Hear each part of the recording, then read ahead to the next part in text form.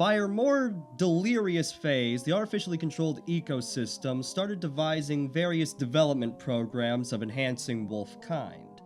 One such program involved altering the behind-the-scenes action of one of the great amusements in the commercial entertainment district, known in shorthand as Com-Ent. This was the Colosseum, once a gladiatorial play place of sorts, a fake reenactment of old Roman battles, turned into a breaker of minds. Specimens captured in the desert, as well as undesirables from the city streets, are hidden away for an undisclosed period of time before being chained up within a vehicle and forced to fight for their lives in the gladiatorial arena. A fight-or-flight situation meant to overload all rationality within the wolven mind, and in many cases, shatter it completely to be remolded. Some, however, break a little too hard in one direction. These are the hounds who escaped the Colosseum.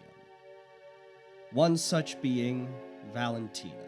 Her time in the ring pushed her to the edge of sanity and unlocked within her a fight-or-flight instinct that bordered on savage. Through her travels and counseling through a mysterious desert mechanic by the name of Eric, she discovers many survivors within the desert. One couple including the red-furred Marcus and Sabina. While Sabina herself was not abducted, Marcus was. What was unlocked within him was a hound even more ferocious and volatile than Valentina. It was only after meeting another of these victims, Brennus, who seemed to have balanced himself out through a peculiar breed of therapy devised by him and Eric, that she realizes that this cannot go on. The wolves agree to work together and find this Colosseum with the intent of destroying it once and for all and freeing those, if they are able to, from its clutches.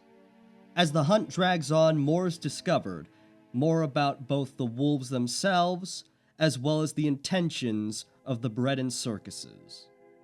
The hunt is quite possibly the most personal of all these various series under the 365 Infantry umbrella, and that is purely because Valentina became something of an avatar for my own issues with mental health going back to college.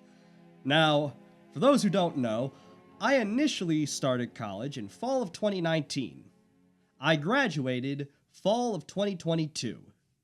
Cut a long story short, I, like most of the world, was not doing particularly well, but I decided to channel it into my work like any artist worth his salt. With a difference. This happened completely subconsciously. My top concern was with writing this bizarre, Romanesque, borderline fantasy horror tale about sandal-footed warriors facing a maker of evils beyond their comprehension.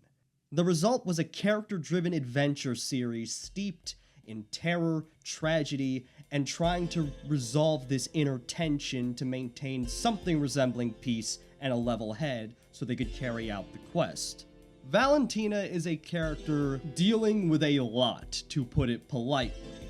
Not just the weight of taking on this challenge, but also the struggles of seeing how it affects the others involved in the hunt as well. Doubling that is, of course, the specific tension around the tendencies of Marcus. A Jekyll and Hyde scenario where on a dime he will go from being a tender, loving husband and a fine friend to being a hound with a outright feral bloodlust.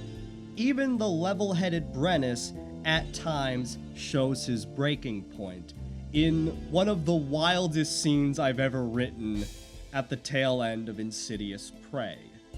Yet for all the darkness and tumult, these are still heroes with a lighter side.